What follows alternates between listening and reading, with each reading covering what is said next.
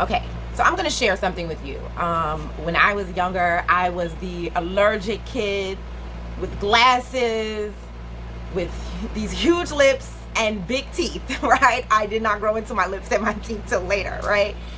And I was extremely clumsy, and I used to get into all types of accidents. My poor mother was always at my school coming to pick me up because I got hurt in some way or somebody hurt me, you know. So like one time I was like in the 3rd grade, and this boy tripped me. I had just got my 2 front teeth in good, right? And he tripped me, and I fell, of course, because I'm clumsy already, so don't add anything else to it.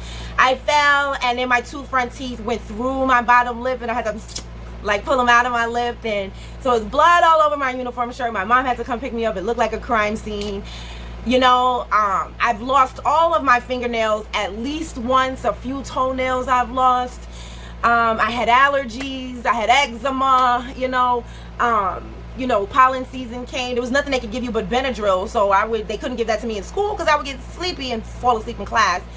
So, you know, I just have to suffer. They probably put cold compresses on my eyes, and then the paper towels would aggravate my eczema, and then I get a rash on my eyes. So I just want you to understand the type of kid I was in school and the type of mom that my mother was, always having to come to school and come pick me up, okay? Now, we're going to talk about the 10-year-old kid who got arrested or charged with assault. Check out the news report. Number 2, a mother says it was supposed to be a game, but now her 10-year-old son is facing playground assault charges. He is charged with aggravated assault, accused of throwing a ball and aiming for another student's face. 7 Action News reporter Jen Shans heard from both sides tonight. She's live in Canton with a look at how this all started, Jen. Well, Dave, Carolyn, those 2 boys were playing outside here at Erickson Elementary back in late April when this all happened. But it wasn't until 2 days ago that one of the child's mother, Kamishi Lindley, learned that her 10-year-old was charged with aggravated assault in juvenile court. These kids are basically playing a game that we all have played. But on April 29th, what seemed like a harmless game ended with one student getting seriously hurt. According to the boy's mother, who asked we not show her face, he has a rare medical condition, making head injuries especially dangerous. According to a police report, during that game, another student threw a ball at his face on purpose. He sustained facial tissue damage to his face. He had a black eye and a bruised nose. Records show the then 4th grader also suffered a concussion. His condition is something Kamishi Lindley says she and her son, Bryce, knew nothing about. Wednesday, Bryce was charged with aggravated assault. I couldn't believe it. This is on top of a 1-day suspension, which occurred right after the incident. This is a kid that was playing on the playground with his friends. I tried not to let it get to this point. This mother claiming her son had been hurt before and that she reported it to the school. My son was hit twice in the face with a ball previously due to this, and the child apologized to my son, and he said, "Mom, it's okay. We're still going to be friends." I'm unaware of any of those situations. Sorry that her child got hurt. I'd be sorry for any child that got hurt. Lindley just wishes problems like this could be solved in the classroom, not the court. Now, both parents are telling me this situation has really affected their kids' ability to enjoy school and look forward to the start of the next school year. Meanwhile, this case will be in juvenile court August 1st for a pretrial hearing. Okay, so let's get into it. 1, I found it very interesting that they allowed this woman to remain anonymous. Now, maybe it's because her child is a minor or whatever, but I find that to be very interesting because I remember when I went to go see our sister that was stabbed in the train station that happened to be there. I'm not going to say her name only because I feel that she probably does not want to be in the public anymore, okay? So I'm not going to say her name, but y'all know who I'm talking about. So when I went to go see her in the hospital, the news cameras came and they wanted to interview her. She was in the bed. She had just got a surgery and they wanted to put a camera in her face. Now, I don't know, people were kind of on the fence, and I was one that was adamant, like, I don't think that y'all should do that. Like, why? And the lady in the news kept saying, oh, well, we can't run the story if she doesn't get on camera. So I find it very interesting that she was allowed to not be on camera. What I also find interesting is that I read something that she may be a teacher at the school. She's a teacher in the county, if not a teacher at the school. And I'm going to, mom of Bryce, please let us know who this child is and who this teacher is. We need to know, okay?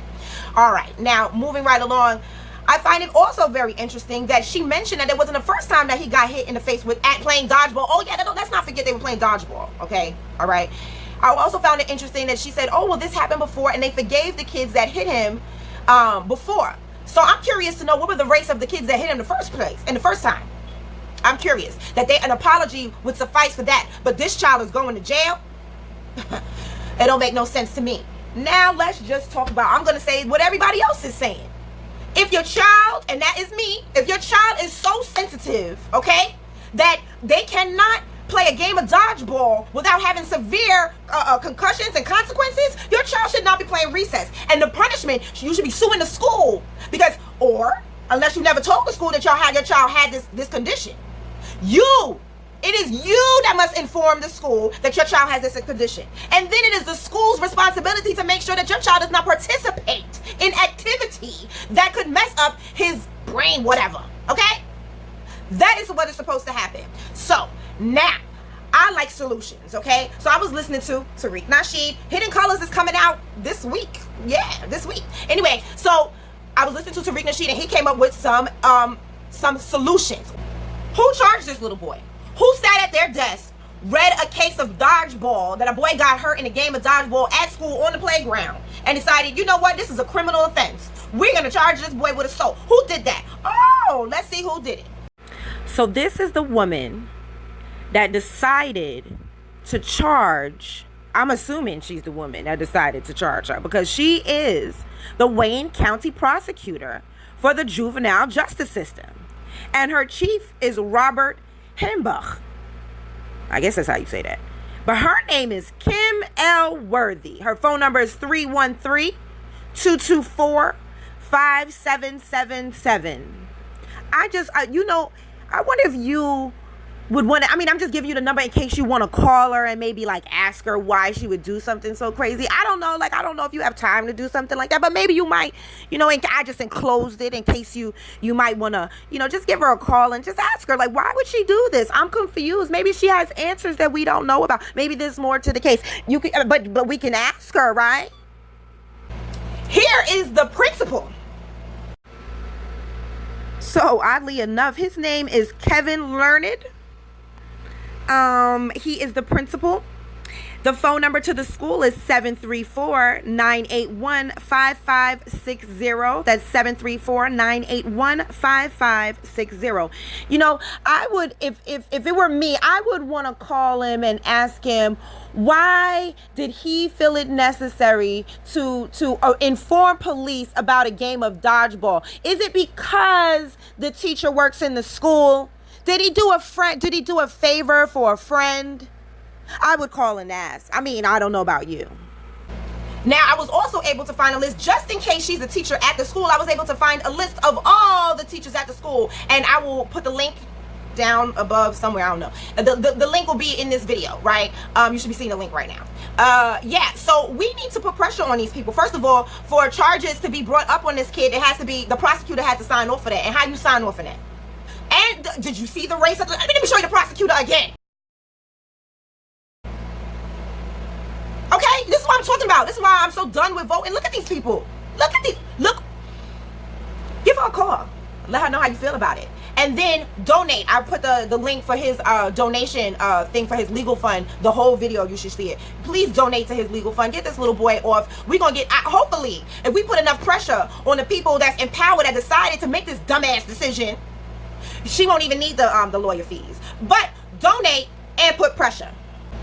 Also, you heard the news report that said August 1st, they're going to be at juvenile court for a pretrial hearing. The mom, in her little Facebook post, she wrote that it was the 3rd Circuit Court. So here is the address for that. Maybe you might want to go down there if you're in the area August 1st and just, show your support for Bryce and his mom. They look like they would appreciate whatever support that they could get. So maybe you might want to go down there August 1st. Okay, so here's the address. It is 1441 St. Antoine Street, 102nd Detroit, Michigan. The phone number is 313-224-0157. That's 313-224-0157. Maybe you could call him and find out exactly what time little Bryce will his pretrial hearing will be, and just show your support for the family. Also, you might want to let the court know how you feel about the whole situation, since you got him on the phone.